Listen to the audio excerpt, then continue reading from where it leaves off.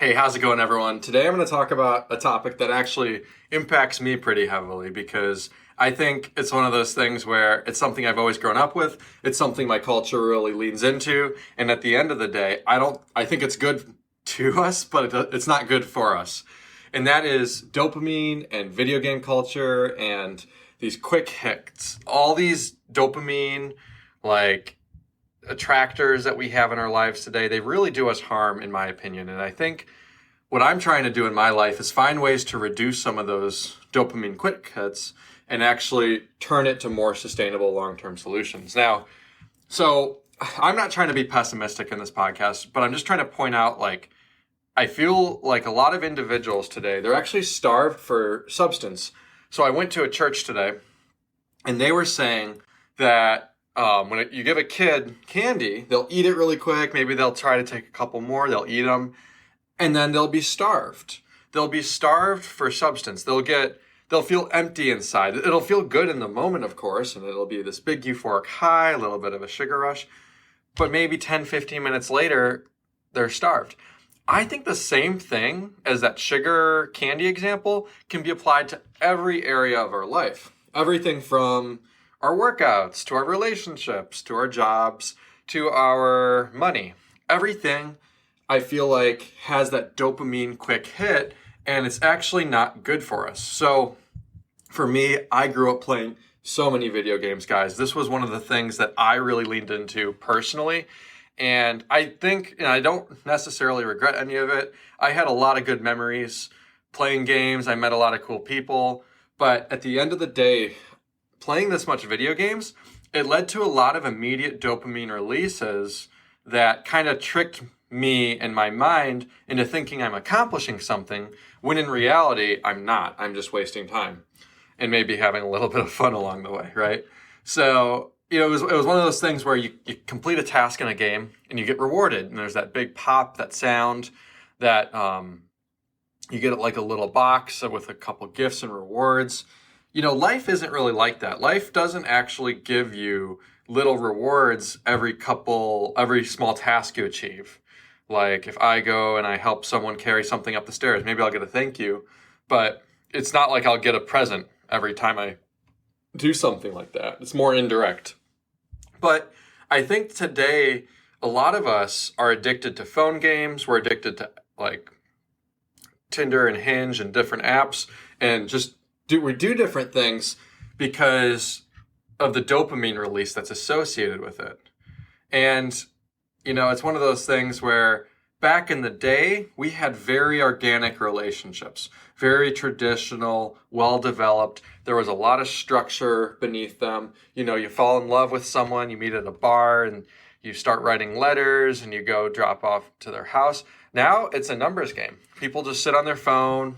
It's very shallow and surface level. They do the swiping, and and I get it. That's society evolving, right? And I think there's some pros, but there's also a lot of cons that I don't think we're addressing. And the thing is, you get these little dopamine hits when you get a match, and the confetti goes up, or when you're buying on Robinhood, the confetti comes up when you make a trade. And there's a lot of little things that gamify our world and our life today, and I don't know if it's for the better. So, for example, another one is art. Art used to be invested and cherished. There used to be so much time and effort and beautiful colors that would take time to put together. And nowadays, you look at some of these NFTs and these AI-generated art pieces, and you go and you see some of this abstract art, and you're like, wow, my 2-year-old son could have done this better, and it would have been something that's free. And these bananas with shoestrings, I saw this before, they sell for millions of dollars. And it's kind of sad. It kind of shows where our society is, that we are valuing things that shouldn't have value. And it's kind of like this paradox inverse universe we're living in. And I think art, and I also look at it like, there was this show we were watching, maybe it was 7, 8 years ago, Game of Thrones, and I was watching it with my friends, and we were all sitting there watching the TV, and Game of Thrones is a pretty good show. And there were like 3 or 4 of my friends, there was probably like 6 or 7 of us, but about half of us, not me and not one of my other friends, but everyone was on their Instagram, everyone was on Twitter, everyone was just kind of scrolling and getting those dopamine hits, and they couldn't even watch a show. This is a show, guys. This is a good show, one of the best shows ever created, and you can't keep your phone down for 40 minutes? You see it also in person when you go to a restaurant. People have their phones out when you're at the dinner table with them. What's more important on that phone than the company that you're sitting with? You know, it's kind of insulting, actually, and I'm not a big fan of that. But, you know, it's like people nowadays, they cannot get off that phone. They cannot get off their electronic devices, and they do things to escape. It's an escape mechanism. While I do like placing the occasional gamble here and there, now we're seeing people gamble nonstop on sports. They try to get that dopamine thrill every Sunday. And back in the day, we would actually play the sport.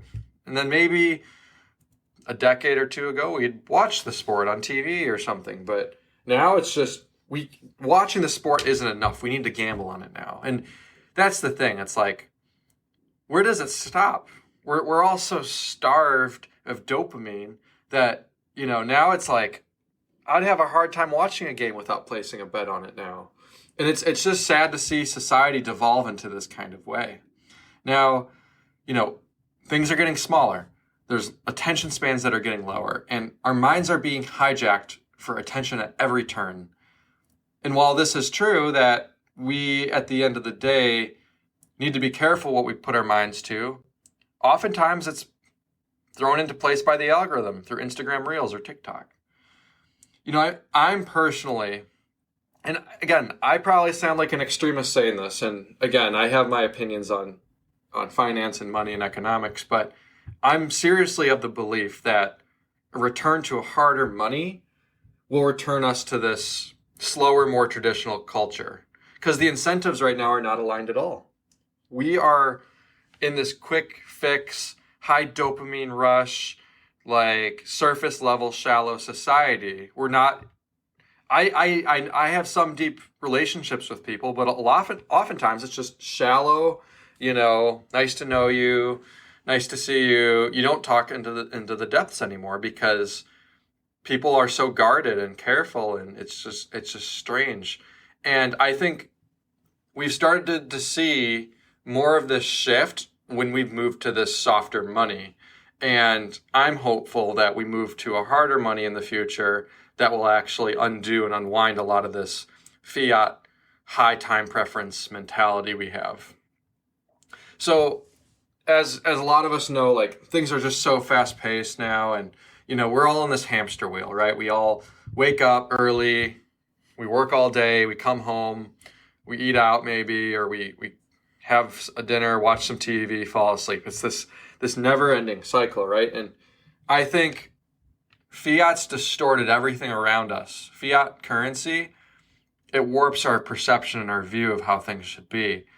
And it's hard to see that because it's like kind of the example I made a few weeks ago about the fish and water. Does the fish ever question what is water?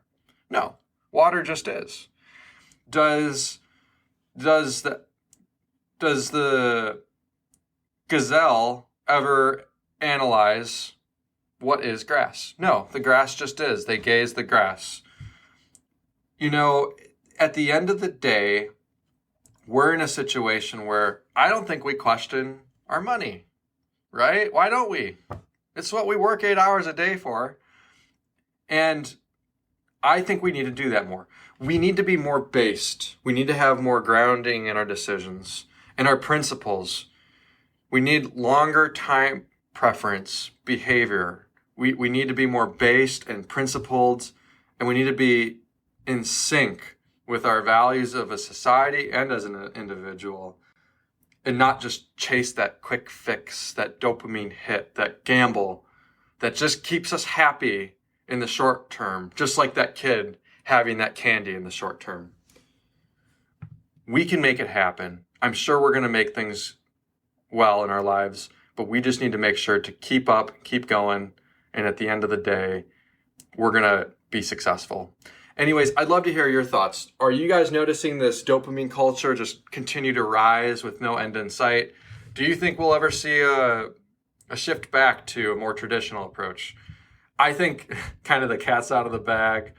You know, all bets are off with how the future will progress with our dopamine addicted culture. But at the end of the day, I think there are some pros.